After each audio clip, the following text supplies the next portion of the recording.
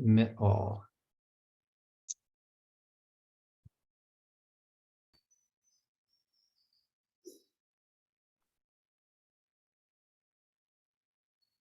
Welcome, welcome, everybody.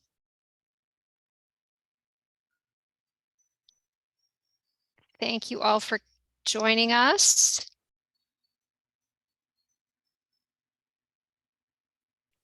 So everyone's just going to be, we're going to give folks time to trickle in, pour in, as the case may be. We've got a great meeting scheduled for today. So you'll just get to hear me kind of just, I don't know, greet you in various ways. You're going to wish that Eve were the greeter again, because she's a much better greeter than I am, but just bear with me.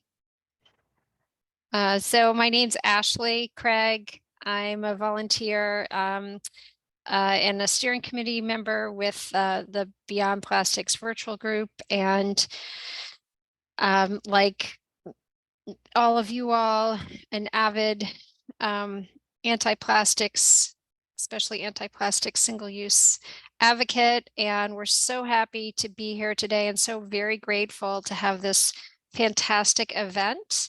We're partnering with the folks at Climate Action Now. And so we have Matthew Woolrath and Brett Walter. I'll introduce them again in a few more minutes, just so everybody can get the full announcement, the full introduction. So I guess while I'm waiting for more folks to join, I'll take the opportunity to wish everyone a very happy Plastics-Free July. Hopefully you all have been doing a lot of really exciting and cool things for Plastics-Free July. I wished a good friend of mine who she lives in Florida actually, and I wished her via text on July 1st, happy Plastics-Free July. And she's funny, she's kind of kept me updated each day on how that's going. And she told me, I think on the 3rd, that she was failing miserably. And I said, well, the good news is there are 28 more days left. And it's just the 3rd. And it was cool because she said, you know what, you've really kind of raised my sort of attention to this and my consciousness of this issue. She said, I really hadn't thought about it that much before. And now she like sent me a video the other day of her dog, and it's like, I don't know why he's barking. Maybe it's all the single-use plastics on the floor. So it's great. So she's a little bit more aware. So, you know, that's fantastic. That's what we need to be doing is, you know, it's some is little by little, and then we can have these big pushes. And I always believe like that comes from the legislation side. And legislation is so incredibly important, which is why we're here today. All right, so I think that I'll stop rambling and start with some introductions. So again, for those of you all who missed, a big welcome to Matthew and to Brett, who are here from Climate Action Now. We also have Alexis and the Beyond Plastics virtual group team. We've got Eileen Ryan, David Sayer, and Eve Schaub, my co-leader of the steering committee for Beyond Plastics virtual group. We're really excited to be putting on this event. As I said, it's a collaboration with the Climate Action Now folks, and we got some amazing help also from Alexis and the folks at Beyond Plastics. So I am going to, with that, I am going to hand it over to Brett and Matthew. Brett and Matthew will take you through how this event is going to work.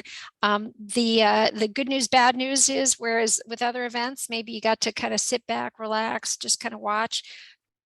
this isn't, you're going to be engaged. So the bad news is, if you're just planning on sort of taking a nap right now, that's not going to happen. You're going to actually have to take some actions. But then the really amazing news is, when you're finished with this action hour, power hour, you're going to feel powerful and like you really did something. So thank you all for joining. With that, Brett and Matthew, I'm handing the mic to you, the virtual mic. Okay, well, I'll start out. Hi, everybody. So great to be here with fellow, climate activists and anti-plastic activists. What a thrill! As you just heard, we're here to act. We're here to not only learn, but we call it an action party because we're here to also take action. And the way we're going to do that is with our phones and using the Climate Action Now app. And I know many of you have used it before, and you know how easy it is to take action with the app. Specifically, we have about 200 messages all queued up, ready for you to send to political leaders, primarily, with just a few touches of your phone. And in a moment, you'll see what happens when you take one of those actions. Matthew is going to put up on the screen something we call our goal tracker. So hopefully you've all had a chance to download the app and have created an account. But if you haven't, no worries. You can do that even while we're meeting today. It only takes a couple of minutes. So Matthew, would you put up the goal tracker and tell folks how they go about getting the app, and specifically how they get going to the actions we've created for them? Absolutely. So the way that you can get going is to scan this little funny looking thing on the side that we call a QR code. So all you have to do is take out your phone, hold it up to the screen like you're about to take a picture, and open your camera, but don't actually take the picture, just point it right at that code, wait for a little yellow box to appear with the link, and then tap on that box and it'll take you right to, am I breaking up here? Looks like I'm not totally, okay, I'm not hearing anything yet, so I'm hoping you guys can hear me. Anyway, yeah, you're just gonna, okay. Yeah, so you're just gonna take your phone, point it at the thing, wait for the yellow box to appear and click on it. And that should take you right to the app and right to the plastic actions in the app. On the other side here, you can see our goal tracker ticking up. We've got 227 actions that have already been taken.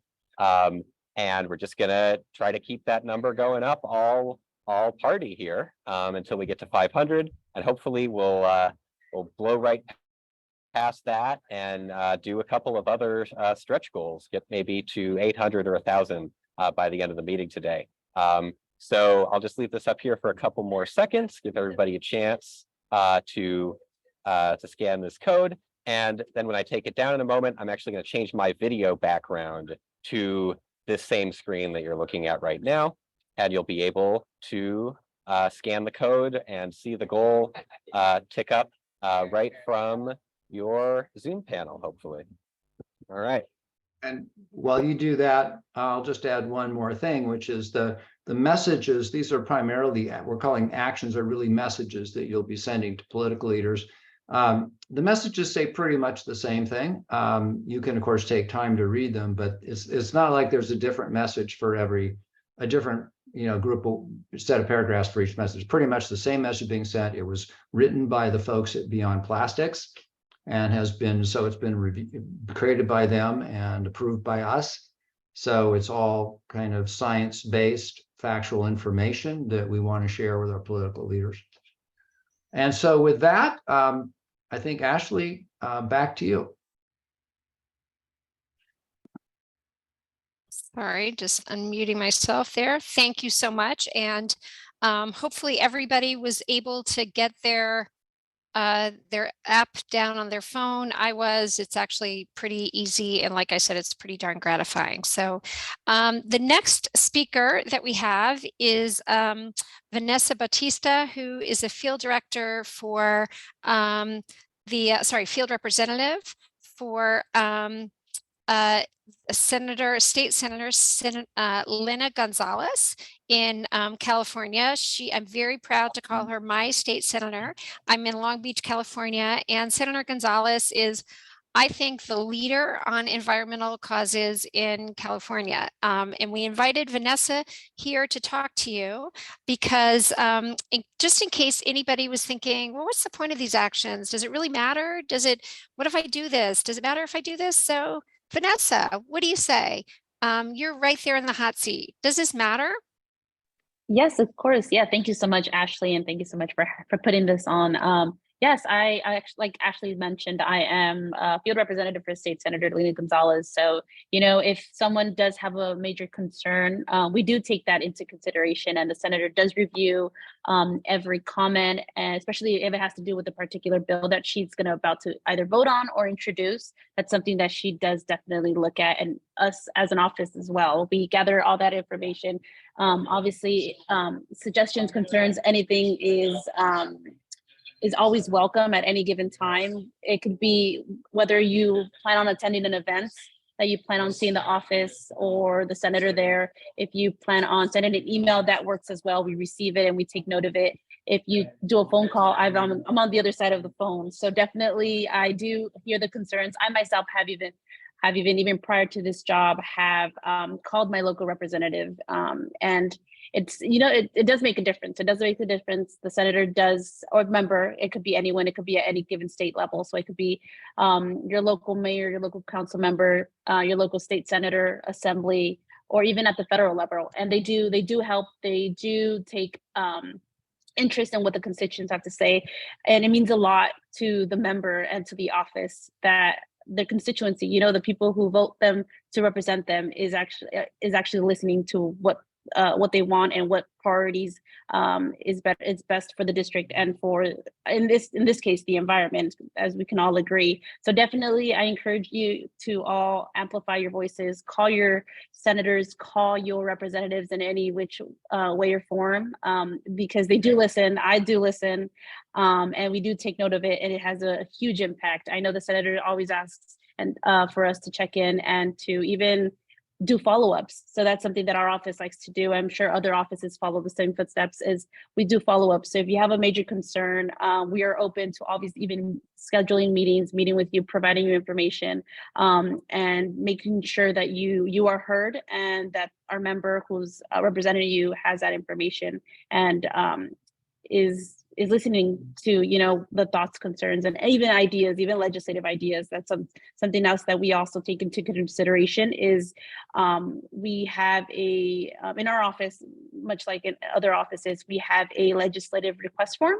So if you do have an idea for any type of bill or any type of change, we do have that bill that our legislative team looks into. So definitely I encourage you to ask for those legislative requests. I ask for meetings, ask for any information, because this is why we're here. We're here to serve you. And I do strongly encourage you to use your voice and call your member. And if you have issues finding them, here in the state of California, we have the website Find Your Representatives. So you put your address, your city and zip code, and it'll show up your state representatives.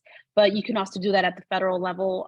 You can see who your Congress representative is as well. And you can contact either their capital office or their district office and schedule a meeting or anything. They're definitely open to that. So I encourage you all to do that even right now, right after this. If there's any concern or anything that you are passionate about, feel free to let your representative know. They're always there to help. That's fantastic. I really appreciate that, Vanessa. Thank you so much for that context. That's really important. And I think hopefully it gets folks that much more excited to engage today. I was on a call earlier today with somebody who works on animal rights issues in the state of California. And she said that she tells people that it's so important to call because the people on the other side are always calling. And that's the folks that, especially in the environmental, some of the environmental fights that we have, a lot of times those are the paid lobbyists that have tons and tons of money, a lot of times unlimited money.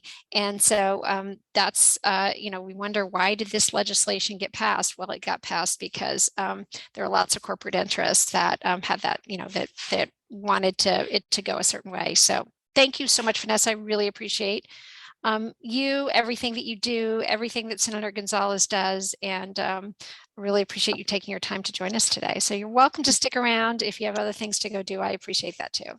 Yes, thank you so much. And I do look forward to anyone who does call our office, who's part of our district or not. Definitely, I'm here to listen. So thank you so much, Ashley. I'll stick around. Awesome. All right, so we're going to move right along.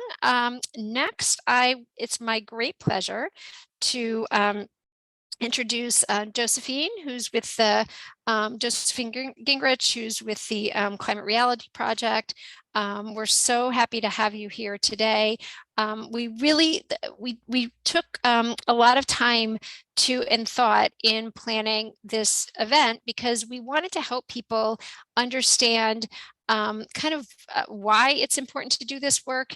And because it matters when representatives hear from you, and then the science behind the appeals. So that's why we have Josephine here from Climate Reality to explain some of the science behind chemical recycling, what chemical recycling is, and to kind of give us a little bit more of the facts so we can be intelligent as we engage. So Josephine, thank you very much for being here. Thank you for the introduction, Ashley. Hello, everybody. It's super nice to see you all here tonight. As Ashley said, my name is Josephine. My pronouns are she, her, and I am based in Pennsylvania. I live in Northeast Pennsylvania, and as an Appalachia regional organizer for the Climate Reality Project, I serve Pennsylvania, Ohio, and West Virginia on petrochemical and pollution fights in the region. I will share my presentation here, and I will keep the science side of it fairly surface and brief, but if you want more information, I will share my email in the chat. If you want sources or research to back up what you want to advocate for, I've got a boatload to share. And I do also want to let you know that stay tuned. We have some really amazing activists who are in some of these community site fights who will be sharing their experience trying to oppose these plants after my brief presentation. So let's see here. Can everyone see my presentation? All right. And my apologies for some people who have seen these slides before. You might hear the term chemical recycling. You might hear the term advanced recycling. I like to call it a greenwashed Trojan horse because it's coming into communities under the guise of being recycling or being something green, when in reality, it is most often a type of plastic burning. So really quickly, advanced recycling or chemical recycling are names that are championed by the American Chemistry Council, petrochemical industries, and are defined by them. The advanced recycling definition from the American Chemistry Council is advanced recycling extracts value from used plastic by converting it into its chemical components to be reused in new chemicals and products. This language, if you read it on the surface, sounds like a good thing, right? You take something such as plastic waste, which is harmful, and make it useful. However, you'll note that they say extracts value. So it's an extractive industry. The value is the money that they get out of this charlatan, this scam, and converting it into its chemical components, which are toxic because plastic is based in petrochemicals, right? And then their new chemicals and products often and almost exclusively are fuel. And that fuel is a pyrolysis oil, which we can get into real quick, but I just wanted to highlight that even the definition is vague and ambiguous and defined by the industry itself. It encompasses several processes, including plastic to plastic plants and plastic to fuel. It's a technology that's been around for quite some time. It's been explored since the 1950s. And to date, there have been over 30 advanced recycling plants built in the United States. And as of October 2022, there are only 7 actually operating. And are they successful or not is really up for debate. They are plants that create the impression of recycling under this term, advanced recycling or chemical recycling, or sometimes you might hear molecular recycling, to try and alleviate public concerns about increased plastic use and waste, but it's still air pollution, water pollution, and it does not disrupt new plastic production. So it's not circular. It's circular only in the sense that it's going back up into the air and then coming back down and poisoning the communities and the environments. Just as a quick refresher, this is mechanical recycling, which you should all be familiar with. As you have a product, it's collected, it's then transported and sorted into its different types, bundled, shredded, washed, melted, and reorganized into potentially a new product. The types of successful mechanical recycling are generally metal, glass, and paper, plastic, some versions of plastic. So usually 1s and 2s in the numbered of recycling can successfully be mechanically recycled once, maybe twice. And then they go into different realms of waste in which there's not a safe way to recycle them. This is a graphic from the Global Alliance for Incinerator Alternatives, Gaia, that shows sort of what mechanical recycling over here looks like and what your waste product and your primary products are. And then the chemical recycling, and then the classic incinerators that you have probably heard of before, also sometimes like biomass and other stuff. But chemical recycling conflates plastic to plastic and plastic to fuel together. What they usually do is they take the mixed plastic or the post-consumer resource. They use a technology called pyrolysis, which means to cut with fire, and gasification, which is then to take that and convert it into a fuel, which has been shown to be an extremely toxic carcinogenic fuel. And what your waste products end up being are the same as classic incinerators, which are toxic emissions, liquid effluent, ash, and other solid waste. But they're claiming it's recycling because it's becoming electricity or something to that effect. But it's not taking something that you've like a product like a plastic product and having another successful plastic product. The facilities that have operated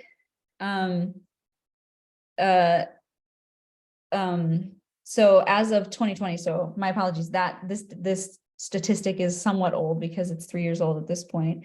As of Gaia's 2020 study, where this graphic came from, all but 3 of the 30 projects in the study had been shuttered, and no plants had successfully created usable recycled plastic products or components. The product that they created would be so degraded or so poor that they would just end up burning it anyway. And to give you like a scale, it would be 500,000 pounds of waste and then 100,000 pounds of product that would then also be burnt to amount to 600,000 pounds of toxic plastics incinerated in a year. For that one is for the Agilix plant in Tigretta, Oregon, and they shipped the items to be burned in Ohio rather than burning it in Oregon. This brings us to a site fight that I have been working on with the Save Our Susquehanna community. And it is in Point Township, Pennsylvania, which is located right here. I live over here. And for reference, Philly's down here, Pittsburgh's over here, the capital Harrisburg is here. This is a picture of where the site is proposed to go. Encina is a plastics to plastics facility that they've proposed, although they have admitted that they will be using pyrolysis to power their own facility to make the plastic components. But it includes immense risks, such as they will be using water from the Susquehanna River to wash their plastic, as well as to cool the process that they're planning to use. They will be having flaring, which is a type of release of toxic air pollution. And they have said that if they can't do, based on the building height limits in that township, a smokestack kind of flare, that they would be doing ground flaring, as well as spreading sludge from the facility into an unknown, undisclosed location. We haven't been able to get the company to share exactly what technology they even plan to use and what risks it comes with, because it is considered proprietary and therefore protected company information. So the community doesn't even know what the actual risks are to them, just the end products and the beginning products. I'm going to stop sharing, but I want to stress that this technology, which is touted as a way of making plastic more sustainable, is backed by big oil. Lots of the fossil fuel advocates, I've heard Shell execs themselves say, this will help us make the argument that single-use plastic isn't single-use because it can be recycled into fuel. And like other petrochemical infrastructure, these companies target communities that they think won't be able to fight back, or target communities that have been systemically and continuously oppressed through petrochemical infrastructure, through policing, through redlining, and all sorts of just like racist and discriminatory methods. I heard one of the leaders of Encina say, when asked, why did you pick, Pennsylvania for this site? They said, oh, because of the rich history of industry in the state, which is one way of saying, we think that this area, which has been picked on more than once for toxic industries, can be picked on again. Before I continue, does anyone have any questions really quick? Josephine, I'd like to jump in for a second, if I may, and point out to everybody that we blew past our 500 messages goal about 10 minutes ago, and we're well on our way to 1,000. So great work, everybody. Those are 75 messages that have been sent to political leaders, and just keep going. And also want to let you know that this event is being recorded, and afterwards you'll get an email via Eventbrite with this QR code. So if for some reason you didn't finish these actions and you want to take these actions, you'll have that QR code in the email that you get from Eventbrite within a couple hours after the action party, so you can keep going. These actions are now permanently in the Climate Action Now app, in the campaigns section of the app. So I just want to let you know that, and we'll get to 1,000 with no fanfare. And Matthew, I'll ask when we hit 1,000, let's bump it up to 1,500. Okay. Definitely. Thank you, Brett. I just want to point out that Tamala has her hand up. Did you want to ask a question, Tamala? She might need to be unmuted. Sorry, she was unmuted, but I muted her again. So hopefully. Hi, yes, thank you. So what do you tell people who say, well, what else are we going to do with the plastic, and isn't it good to burn it as fossil fuel, or to burn it as fuel, because it's an energy resource? You know what I'm saying?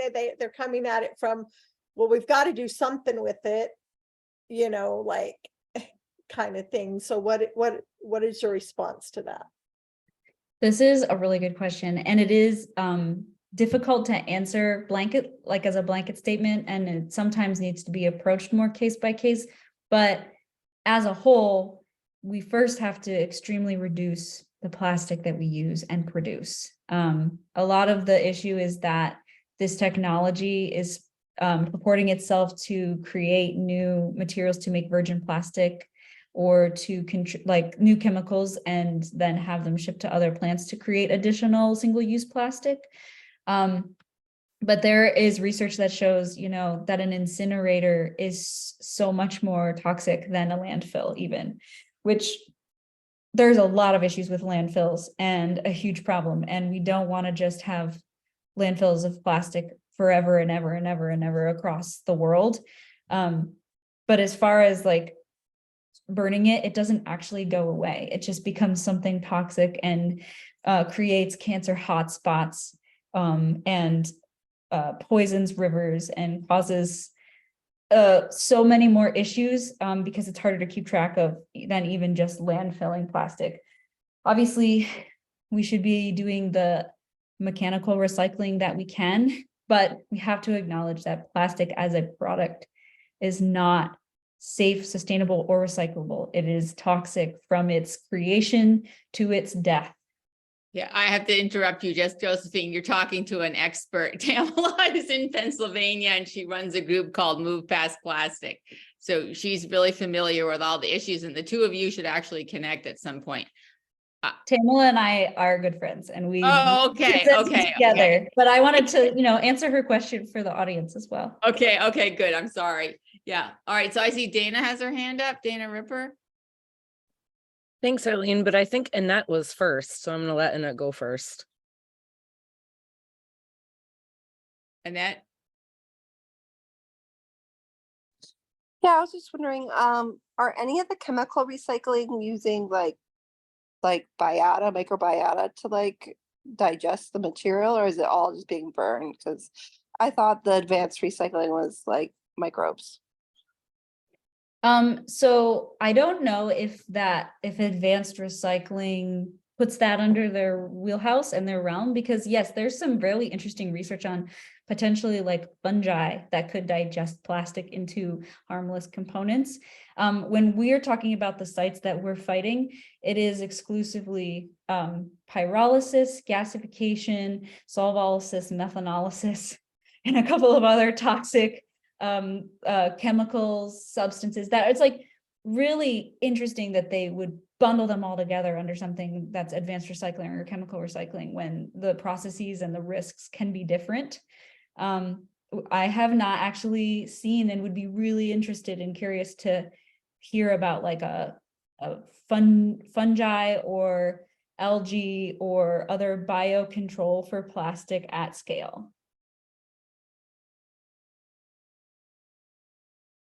All right. Is it Dana or Carol who should go next? I'm not sure. Maybe Carol. Carol needs to be unmuted. Yeah. Got me? Can you hear Yeah. me now? Yeah, no, I just, as far as the emissions, what about scrubbing emissions? I don't know if that's, I know that's not an easy thing, but is that anything anybody talks about? If they're going to burn stuff, scrubbing what comes out, or doing something else with it to not spread it all over everything? Is that relevant in this kind of a thing? I don't know if there's anyone else who wants to jump in and answer this question. For as far as scrubbing emissions, do you mean like storing the emissions underground instead, or? No. I guess what I'm thinking of in my past experience, I live in New Jersey, and there were requirements for when garbage was burned to scrub what comes out of the big whatever incinerator ovens, and smokestacks. Okay, so I'm sure there would be particles. I don't think we're talking about particles here though. But that was something that was a requirement. And so I'm just asking, is there something like that? So I think this is like a carbon dioxide scrubber, which it then is, it's like captured and stored somewhere. So it's then sort of the question of, well, where is that going to be stored? So it would just be CO2 that would be the thing that would be captured? It would be all of the in the chat, Okay. toxic particulates, but it wouldn't be gone and it would have to go somewhere. And generally Okay. that somewhere is where communities can't fight back. So Well, it no, I mean, it would have to be absorbed somewhere. It would have to, because in the case of the garbage particulate cleaning or whatever besides particulates was scrubbed, the main thing was to take it out of the air, of course. And I don't know with garbage, if we're talking about the same kind of stuff being spewed out. Obviously, it's going to be, including plants and fruits and vegetables and meats and so forth. So it may not be exactly the same mix of stuff, but I just wondered if that's something you're talking about, having to capture what comes out. I was thinking scrubbing would change it somehow. And that's something a chemist would probably tell me better. I don't have a ton of knowledge on scrubbers, but what I do know about them is that they are capturing it to prevent it from going in the air, but it has to then go somewhere. So it still has to be stored again. Yes. It's not made less toxic. It's just Correct. removed from going into the air. But still. Okay, we need to move on. Actually, I know there's Yeah. some people have their hands up. We're going to have to save the questions for a little bit later in the program. So Yeah, thanks, Eileen. Yeah, so next up is our next amazing speaker, Jamala Jen, who is with the Center for Environmental Diversity Center for Environmental Health.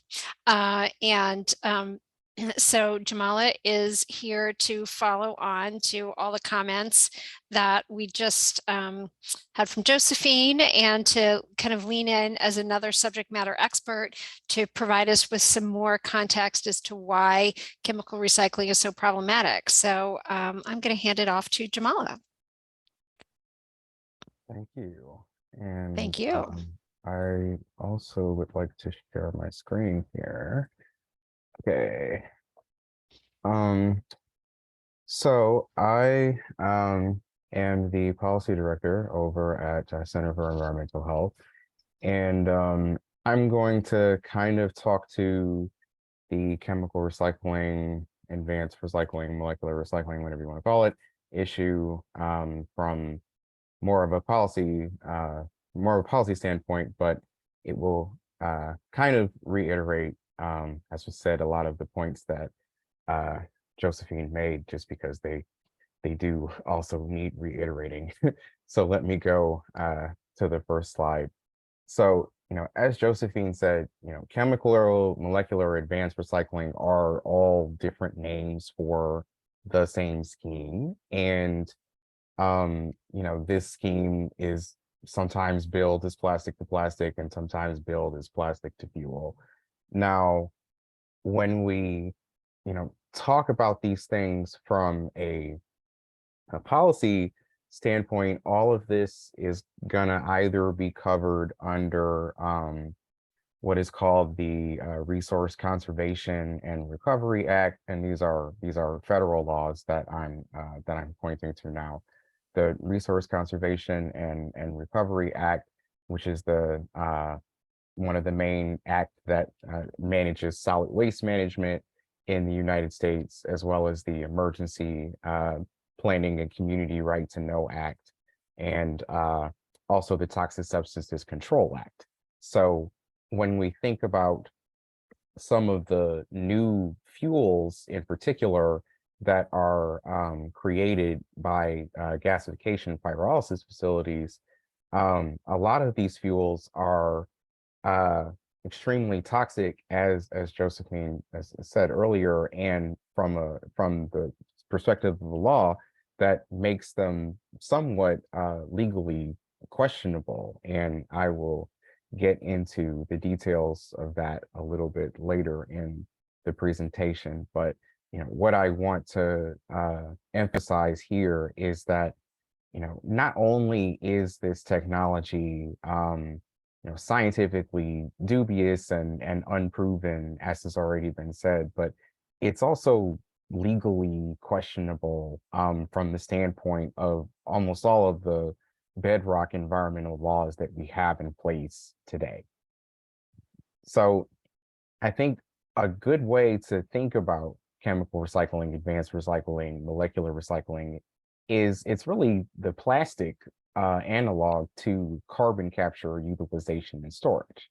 Carbon capture, utilization, and storage, what I'll refer to as CCS from here on out, is a technology that has long been billed by the fossil fuel industry as a potential solution for the climate crisis.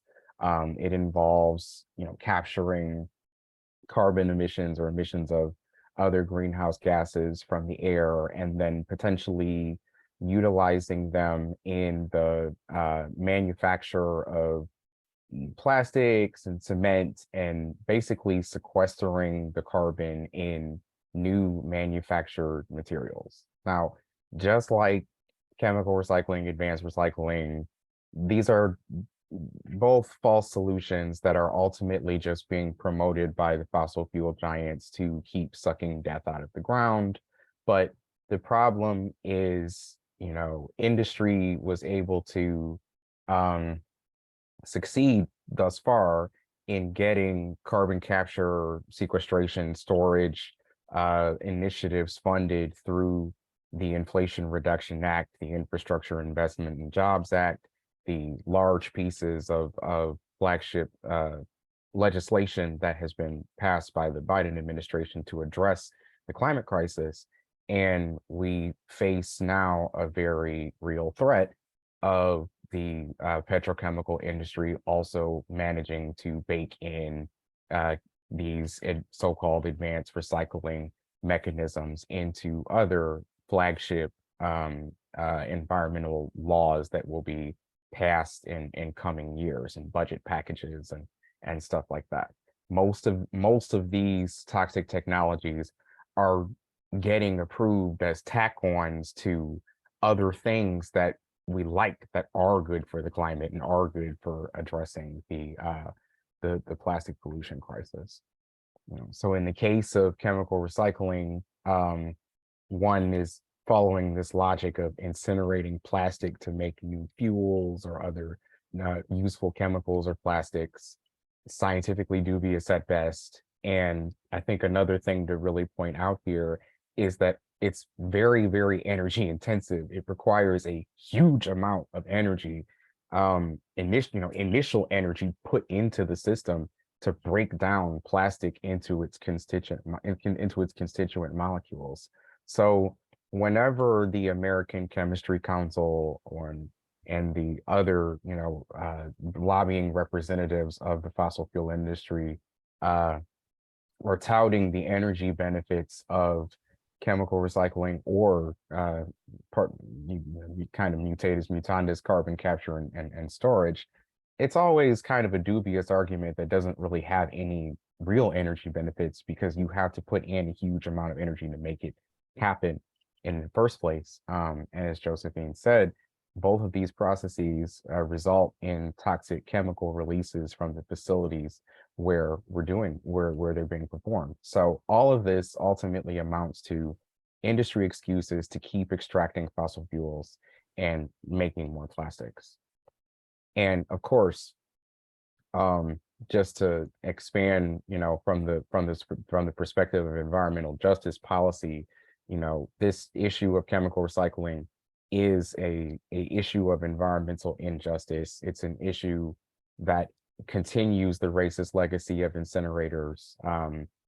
Incineration facilities have been disproportionately located in communities of color, in low-income communities, and it's been located in these communities because the homeowner loans corporations cores, or the Hulk, initially, created redlining across the United States. And when the Civil Rights Act was passed in 1964, redlining was abolished, but the zoning practices that the federal government then allowed to locate these petrochemical facilities all pretty much followed Holt's cores to the letter. So all of the facility locations are primarily near Black communities, brown communities, indigenous communities, low-income communities, because it's driven by this racist history redlining and zoning and the weak environmental regulations that are present in those areas, and also the socioeconomic disparities that are present in those areas, because a lot of these facilities promise communities economic benefits for the facilities being located that almost never materialize, or that if they do materialize, they're extremely offset by the toxic health effects that the facilities have. So getting a little bit deep into some of the real ways in which this is very legally questionable, and industry is sort of moving ahead with these advanced recycling facilities, and trying to establish legal precedent for it after they've gone ahead with it.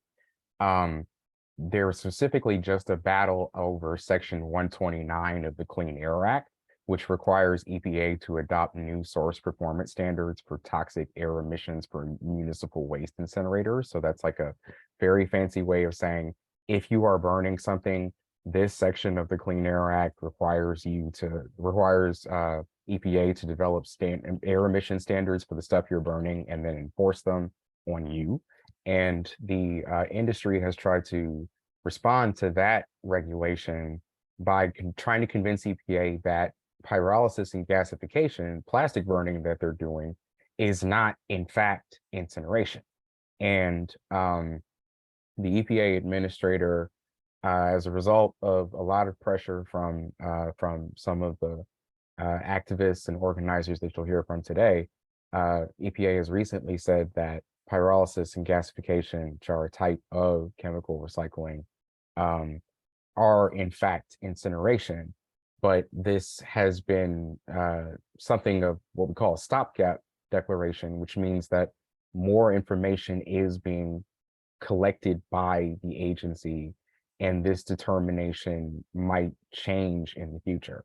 So even that battle, though we've won for now, is not completely over. As I mentioned before, chemical recycling has a lot of really interesting questions that it raises in the Toxic Substances Control Act, especially because they're claiming to create new fuels from this technology, but some of these fuels are not, excuse me, they're unapproved chemicals from the standpoint of public health. And EPA, under Section 5 of the Toxic Substances Control Act, should actually conduct really thorough evaluations of the potential health effects of those chemicals.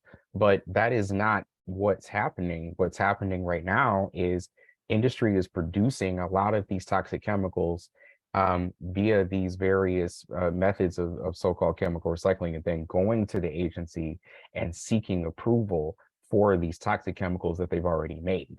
And I think a really egregious example of that was in Mississippi, at a Chevron facility that was within 3 miles of a majority Black community in Mississippi, where the agency, unfortunately, green-lighted a biofuel to be manufactured by Chevron that will cause 1 out of every 4 residents of the community near the facility to develop cancer in their lifetimes, according to our understanding of the potential health impacts of that today. And that is all I have to share with you. And I'm also happy to take any questions. Yeah. Everybody, we just crossed over 1,500 actions. Messages being sent. Way to go. Well, let's, Matthew, shall we go for 2,000 tonight? I think we could do it. Oh boy, that's ambitious. Maybe 1,800. 1,800. All right. 1,800. All right. Well, thank you so much for that fantastic and very interesting and compelling presentation, Jamala. We have kind of next on our agenda is to make some phone calls, but I would also, and then we're going to do Q&A afterwards. But sorry, Ashley, before we go to phone calls, we have a couple fence line folks who live next to chemical recycling facilities on the call, and we would like, I think Josephine would like to invite them to speak. That would be wonderful. Thanks so much, Ashley. So I have three community members who are near a proposed plant. So it's not there yet, and they have been working diligently to keep it not there. Although I do want to stress our site fights are not to push a chemical facility to be built elsewhere. It's to stop them altogether. We do not want to just send them to our neighbor. We are trying to halt these facilities, which is why your actions tonight are so important. The first person I would like to introduce is Sandy Field of Lewisburg, Pennsylvania. Sandy is one of the climate reality chapter leaders that I met through our various actions together. And she brought the Encina plant to my attention and helped get the Save Our Susquehanna community group started, which I will put their link in the chat. You should sign their petition. You should upvote them and just elevate them and spread the word, because their advocacy has been amazing. So I will pass it to you, Sandy, to share your experience with opposing Encina. Thanks, Josephine. So I just want to make a couple of points about our experience in Point Township, Pennsylvania, which is not actually an environmental justice community, but it is very rural. And people where we live depend on our river. So we called our group Save Our Susquehanna. What I've found is that almost everyone we talk to says, wait a minute, don't I like recycling? And we have to explain the chemistry and everything about what's going on and why it's so toxic, what we're concerned about, our air and our water pollution, noise pollution, light pollution, traffic from this proposed plant. And then people get it. But what's really concerning to us is that most people believe the PR coming from the company. They're bringing jobs, they're bringing money to our area, $1 billion in investment. And until we speak to them about it, most people think it's either a done deal or they haven't heard about it. And so most of what we've done is outreach in our community. But I will tell you that this crosses all lines, that our group is made of Democrats and Republicans and environmentalists and people who never fought anything in their whole life. Everybody is concerned about it once they understand the truth about these plants. And so I just want to say we have a broad coalition, and it's an amazing group of local people who are, we've agreed among ourselves that if we fight this thing off, we're going to chase them around Pennsylvania, because this is the vanguard plant of its kind, and they want to build a lot more so they can keep making single-use plastic. Thanks. Thank you so much, Sandy. And thank you for all of your efforts. I would like to now introduce Anne-Marie Weber, who is another community member and who lives very close to this proposed site. I'm also going to share my screen to share the photos that she sent ahead of this. Yeah, Anne-Marie, feel free to introduce yourself. And you're on mute.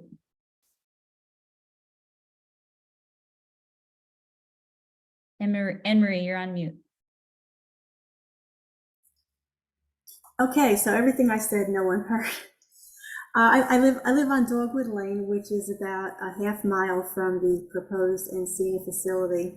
So these two pictures are photos from my home, one taken in the spring and one in the winter. So to varying degrees, you can see what my neighborhood looks like. It's hard to see the homes. It's a rural community, but probably like in the middle, around 9 o'clock on the screen, that is where the proposed Encina plant would be located. And you can see it just does not fit the character of this community. That's one concern, but of course it's not the most important. So I made some comments because I think I read a little bit better than I speak. So like many of my neighbors, I have very serious concerns about the proposed Encina project. I live in a beautiful residential community and my home is a half-mile away from where the plant will be located. I am deeply concerned about what this will mean to my health and the health of my family. Clearly, the most important are the threats that it proposes to our environment, to our air quality, to our groundwater, and of course the Susquehanna River. It seems to me that by defining itself as a manufacturing facility, Encina has found a convenient loophole in obtaining its permits. But let's call it what it is. If you can believe the commercials, in goes the garbage, and poof like magic, out pops a brand new sneaker. That is not the truth of the matter at all. What will pop out are toxic chemicals and poisonous gas. And in the past 2 weeks, I just wanted to add, anyone in our section of the United States has dealt with that smoke from Canada, from the wildfires. And I keep thinking in the back of my head, maybe this is something I need to get used to if I'm going to be living by Encina. Dirty air, hard to breathe, having to run my air filters in the house 24/7 just to be able to breathe. You know, someone like me, I'm perfectly healthy, but I was so stuffed up and congested, it was hard to breathe with that smoke. I can't imagine what it would be like having toxic chemicals, which has to be worse than smoke, in my air all the time. But what makes it worse is the unproven technology. Supposedly there is a pilot facility in San Antonio, Texas, where the technology is being tested on a much smaller scale. But when asked, Encina refuses to disclose the location in San Antonio. They claim it's proprietary technology, as Josephine pointed out. But I ask, isn't that what patents are for? To protect the trade secrets. Now, if we knew where the San Antonio pilot facility was, we could study the plant's effects on the environment and on the long-term health effects to the surrounding community. We would have facts about the effectiveness of this new technology. So in my opinion, I doubt that this pilot facility even exists, and I urge our regulators and our government officials, who I hope are listening or will hear this, to demand this information from Encina before this project begins. So thank you for listening. Thank you so much, Anne Marie. And Thank you those so much. super important points. I really appreciate you sharing. And thank you for sharing the images of where you live and one of the reasons we need to protect it. The last community member I want to introduce for this Encina site fight is Lana Goulden. Lana is also in Northumberland County and lives not too far from this and has been integral in the Save Our Susquehanna community group. Thank you, Josephine, for participating in this. I don't have a science background. I have been a member of the Sierra Club for the last 30 years. And so I have become familiar with pollutants and what are healthy things for the environment and what are not. Pennsylvania has a history of allowing extraction industries to come in and rape the ground, rape the air, just do everything, and then skedaddle without paying any consequences. And I'm just so afraid that Encina would be the start and we would have a cancer alley in Pennsylvania like they do in Texas and Louisiana. The Susquehanna River is one of the oldest rivers in the whole world. And it's used a lot, not only for drinking and domestic water, but also for recreation. Two of our colleges have rowing teams. There's an adult rowing team and a high school group that we row not that far from where this plant would be located. Any spill is going to go from the plant here down the North Branch all the way down to the Chesapeake. And it's just too big a chance to take. Every day you read something more disgusting and destructive about plastics. And today, the thing that I came across was an article about the microplastics that are floating around in the ocean, and the microbes that are growing there are now becoming super antibiotic resistant microbes. So we're just killing ourselves with this product. And when I'm asked what to do with it, my answer is, why are they asking me? Why are they asking any of you?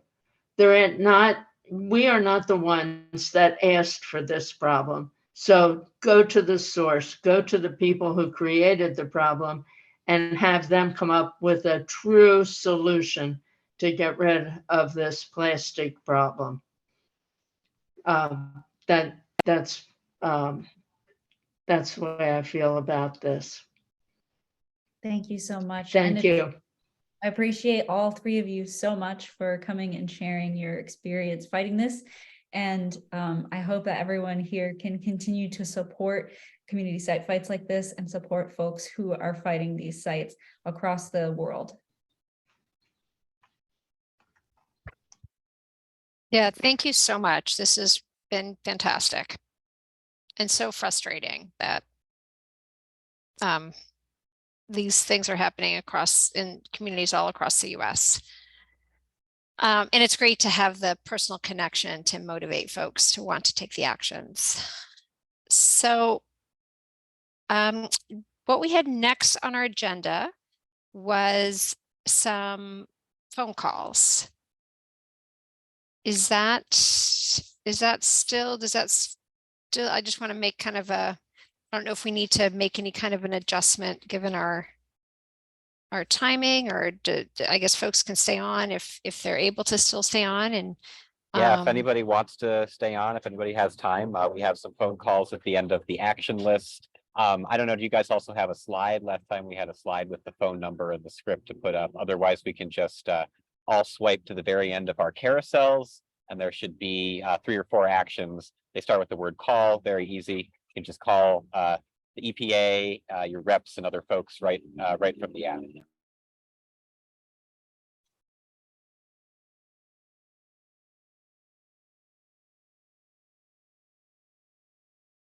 Maybe while we're doing phone calls, we could take some questions, or do we want to wait to take questions until after the phone calls?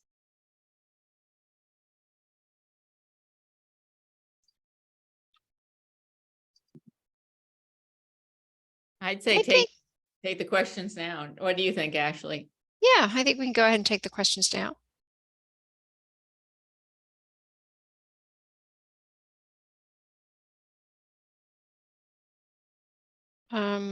Sorry, I'm having a hard time with my screen. All right, we're back to There we Dana. go. Dana's first now.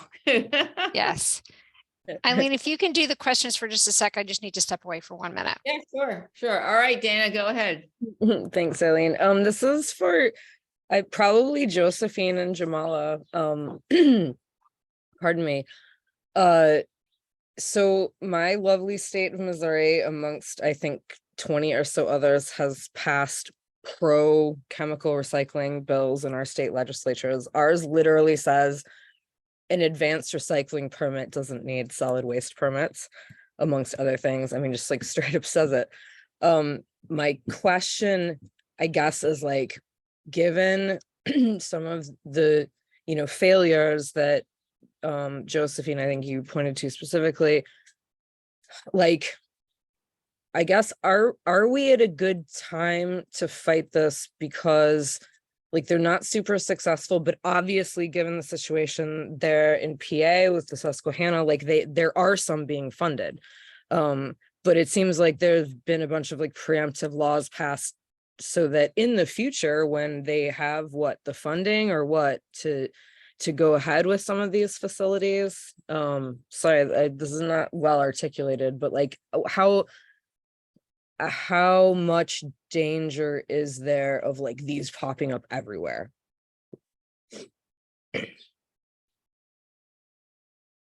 Way to go. Okay. For the policy part, at least, for sure. Yeah, all right. I mean, I think that's a very good question. There's definitely bad pieces of legislation passing across the country, unfortunately. And I think what we can say is, at least from the policy side of things, this is a question of permitting, and we are at least getting a little bit of room to maneuver around permitting at the federal level. So using the fact that some of these facilities are still in violation of federal statutes like the Clean Air Act, or perhaps like if they are producing any kind of new chemical or new fuel, as I mentioned before, that's covered under Section 5 of the Toxic Substances Control Act. So if they're saying that they are producing that as a part of the process, then they should be going through EPA's division, or EPA's specifically Office of Chemical Safety and Pollution Prevention, to do that. And similarly, they should be regulated by the Office of Air and Radiation as far as their air emissions are concerned. So I mean, seeking federal intervention is kind of what we're going to have to do in some cases where bad pieces of state legislation have already been passed, because that is, what in my understanding would enable us to address the problem most upstream. And otherwise, like, trying to address it when we have a bad state bill in place, I understand can be especially difficult.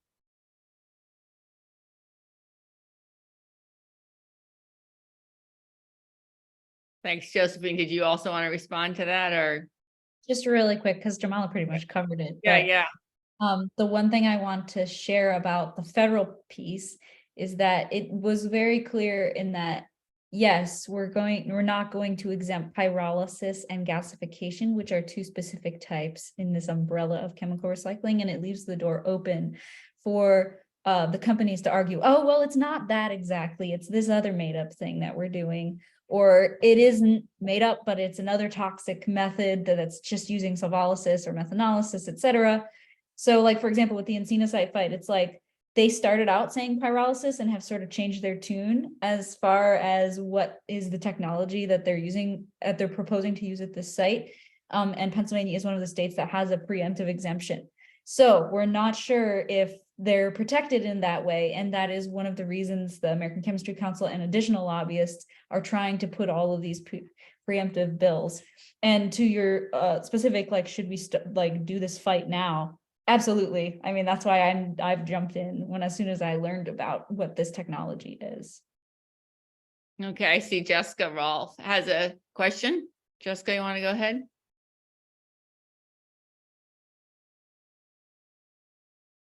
Wait, what happened to Jessica?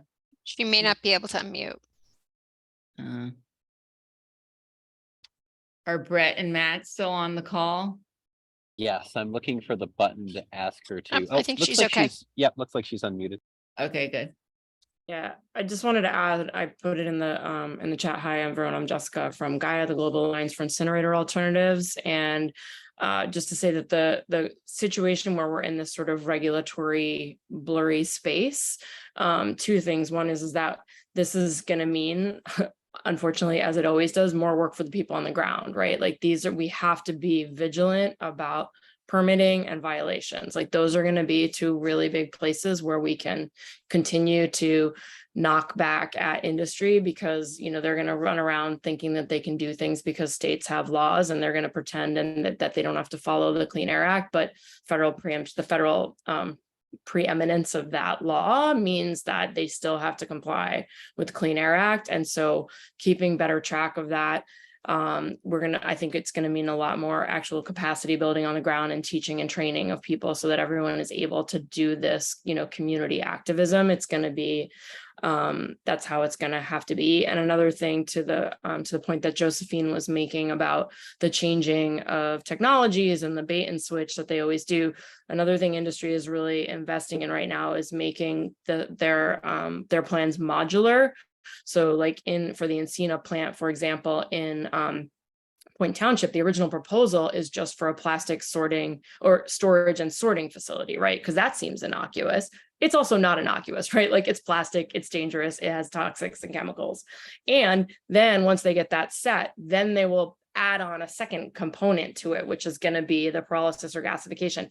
And this is what they're doing all over the world. Like this is their new kind of MO of how to operationalize, even as they don't have like the next stage figured out, right? Because another thing that I posted, like they're not doing these things at scale. They say they are, but the reason that we can't find out information about them is because there isn't information about a lot of them, because they're not doing what they say they're doing.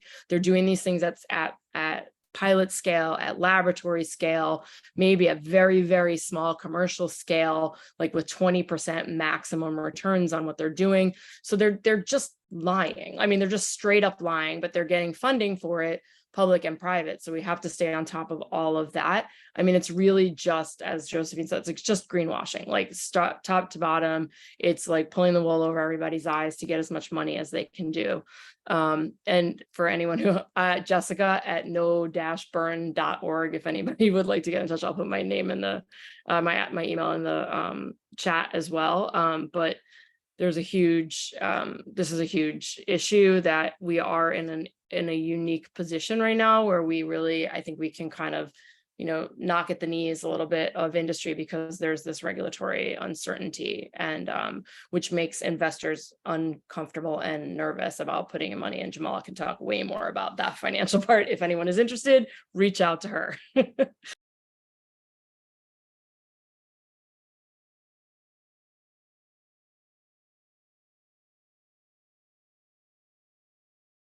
Thank you, Jessica. Thank you, Jessica. Anybody else have a question or want to add a comment? Close to reaching the 2,000 action. Very good. Yeah, I know, I was just just- a hair away. I just noticed that. You thought it couldn't be done.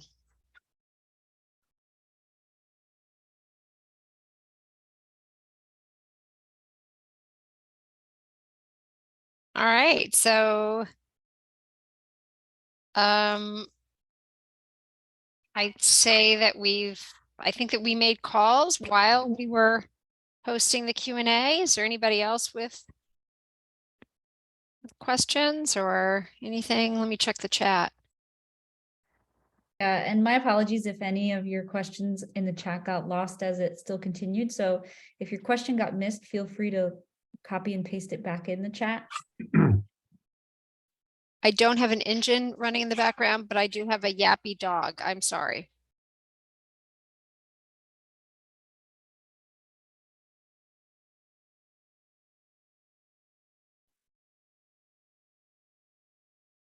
Thank you, everybody. This was a great event.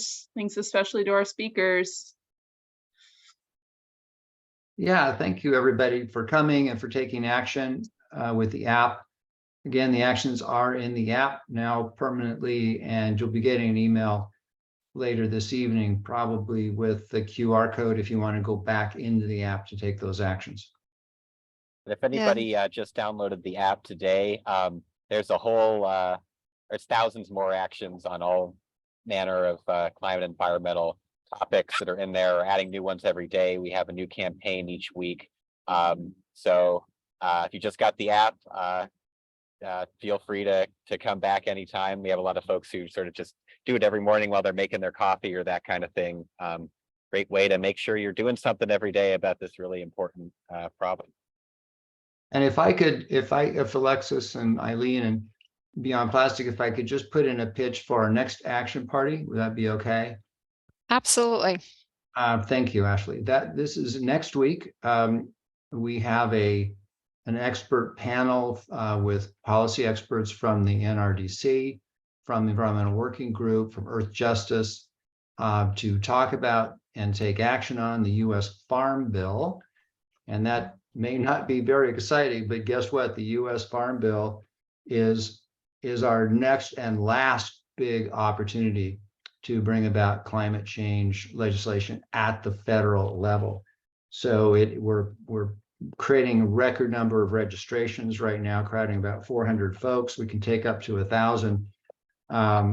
And so I'm going to put a link in the chat. There it is.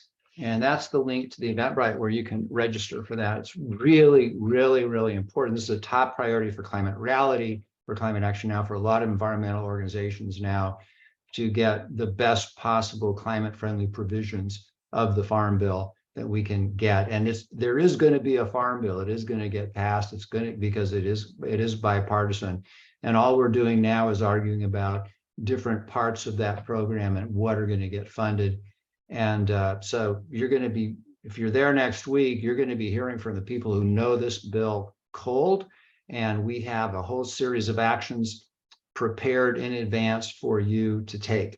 And the panel will actually be commenting on the specific actions that are already prepared for you in the app. So thank you for that. And thank you, Josephine. Congrats, we got to 2,000. Woo! Got a 2,000 Magic number. Way to go, everybody. And thank you Beyond Plastics and the virtual group and Eileen and everybody and Ashley and Alexis. I mean, everybody, sorry if I didn't mention everybody, but Jamala, Josephine, thank you all so much for taking time, from your busy lives to do something about the plastic problem. And you have done something about this. You sent an enormous number of messages. As our first speaker said, this matters.